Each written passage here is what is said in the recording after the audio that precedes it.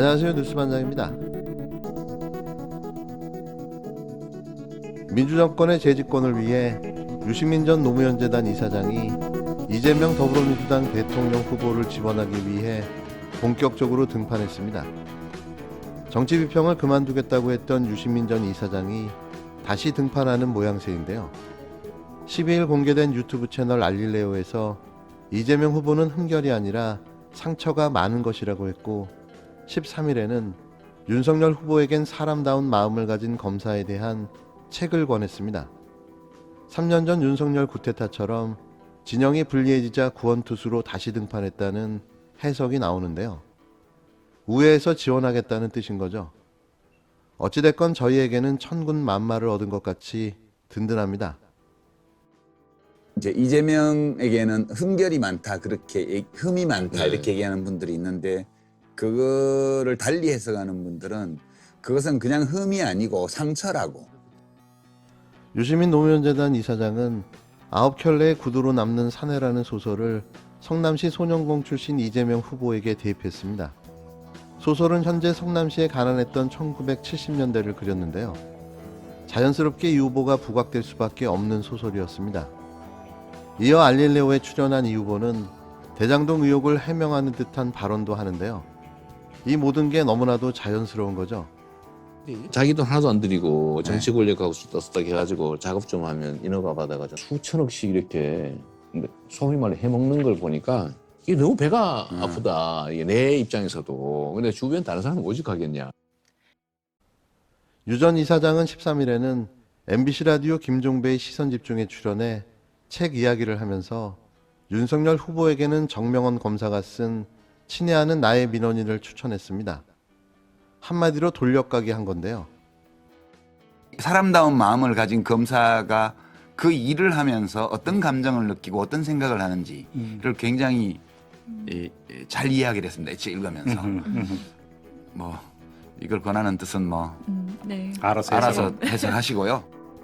반면 이재명 후보에겐 러시아 소설 이반 데니소비치의 하루를 추천했습니다. 수모를 견뎌내라는 응원을 한 셈인 겁니다. 수모를 견디는 현명한 방법을 담고 있는 책이에요. 유 전 이사장은 윤석열 쿠데타 당시 노무현재단 계좌를 검찰이 들여다본 사실을 확인했다며 음모론을 제기했다가 거짓으로 드러나자 뒤늦게 사과했는데요. 하지만 수사권이 없어 증거를 입증하지 못했을 뿐 이런 정황은 뒤늦게 밝혀지고 있습니다. 그런 여파로 정치 현안에 대한 비평을 일체 하지 않겠다고 선언했었는데요. 하지만 정치권에서는 유 전 이사장의 등판이 이 후보의 지지율 정체와 관련이 있다는 분석을 하고 있습니다. 아니, 당연한 거 아닌가요? 민주진영의 후보가 비상식적인 보수야당의 정치검찰 출신의 후보에게 지지율이 뒤지는 게 말이 됩니까? 당연히 등판하셔야죠. 그의 지지가 필요한 시점이란 점에선 이견이 없습니다. 지난달 유시민 등판론이 불거지자 선거 캠프에 몸담지 않겠다고 한 유 전 이사장이 다른 방식으로 사실상 선거의 역할을 하기 시작한 것으로 해석되는데요. 당연한 역할이며 이제부터 모두 뭉쳐야 할 때인 거죠. 다시 등판해 주신 유시민 전 이사장을 격하게 환영합니다. 이제 원팀으로 제대로 붙어봅시다. 사실 이 싸움은 게임이 안 되는데요. 온전한 정신을 가진 국민이라면 저 친일 군사 독재 잔당 세력에게 또 이 나라를 맡기겠나 싶은 거죠. 반드시 저희가 이깁니다. 국힘당 홈페이지에 이준석 대표의 탄핵 등을 주장하는 항의성 글이 쏟아지면서 당이 내용을 겪고 있습니다. 주로 윤석열 대선 후보 지지자들로 보이는 게시글 작성자들은 경선 이후 2030 세대 당원들의 탈당 러시 등을 놓고 이 대표와 의견 대립 끝에 이 같은 집단 행동에 나선 것으로 해석되는데요. 현재 이준석 대표의 아무 말 대잔치가 당내에 이런 내용을 외부로 돌리려는 의도가 아니냐는 이야기도 나오고 있습니다. 특히 이재명 후보를 향해 우리 윤석열 후보 가족을 건드렸으니 나도 가만두지 않겠다는 해묵은 복수혈전식의 발언은 자신을 향한 당내 내용을 외부의 적인 이 후보를 향해 화살을 돌리려 하는 의도로 보여지는데요. 참 어린 꼰대의 잔머리가 인상 깊습니다. 어쨌든 본부장이란 표현으로 이재명 후보가 우리 후보의 가족을 건드렸으니까 본인, 부인, 장모. 예, 네. 저도 앞으로 자신감 있게 이재명 후보의 가족을 건드리겠습니다. 예, 네. 그래가지고- 굉장히 무서운 얘기를. 아니요, 저는 이제 하셔요. 이런 것들이 사실 선거에서 금도를 깨기 시작하는 부분들이거든요. 네. 그런데 이제 뭐 이재명 후보에 대해 가지고 저희가 정당 차원에서 가족의 문제를 제가 당 대표 입장에서 언급을 안 하거든요. 네. 근데 이런 식으로 뭐 직접적으로 할 것 같으면은 네.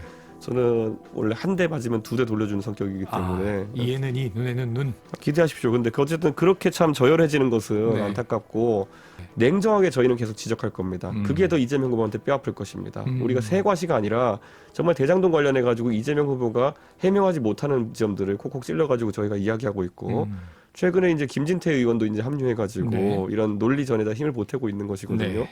저는 앞으로 지켜보십시오. 이 특검 안 받고 쉽게 빠져나가지 못할 겁니다. 12일 국힘당 홈페이지 자유 게시판인 할 말 있어요를 살펴보면 이날 하루 동안 이 대표를 비판하는 글 수천 개가 올라와 있는데요.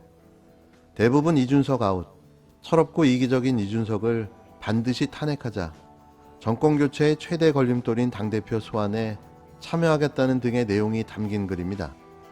곧 꾸려질 선거대책위원회의 원톱 사령탑으로 거론되는 김종인 전 비상대책위원장까지 싸잡아 공격하는 글도 종종 보이는데요. 전날에는 국힘당 홈페이지 접속이 한때 중단되는 사태도 빚어졌습니다. 당 측은 일시적인 서버 용량 문제라고 설명했으나 일각에선 이 대표를 성토하는 게시물이 폭증해 서버가 다운된 것이 아니냐는 추측도 나오는데요.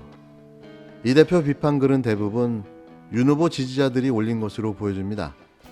윤 후보 지지자들과 이 대표는 윤 후보가 당대선 후보로 선출된 11월 5일 전당대회 이후 2030 탈당 문제 등을 놓고 대립해 왔는데요.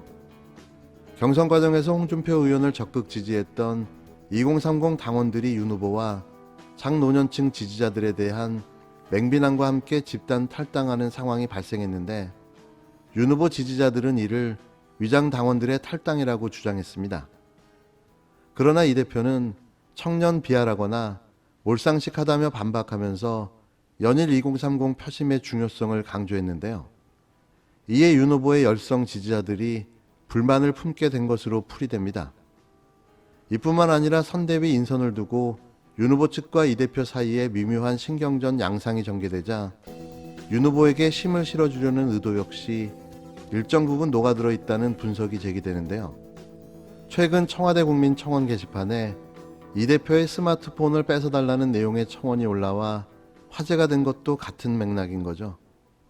이렇게 안팎으로 내용이 깊어지자 그 이유를 외부로 돌리기 시작한 겁니다. 꼭 2차 세계대전을 일으켰던 일본처럼 말이죠. 나이만 30대일 뿐 그는 이미 정치 요물이 되어버렸습니다.